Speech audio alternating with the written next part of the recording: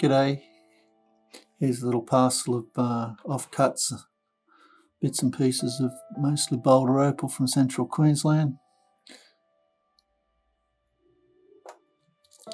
Just been randomly scooped out of a bucket, small pieces that I had. That's a bit of lightning ridge by the looks.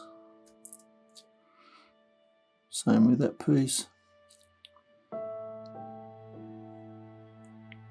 Nothing much there. The black in that's the marker pen.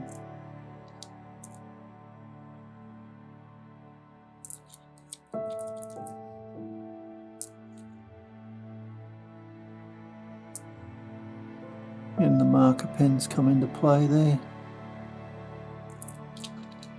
It's quite a bright, nice piece. It's only thin colour though.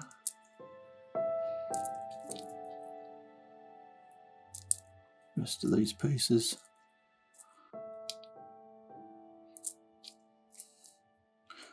Call them a surprise. Hope you've enjoyed. Cheers.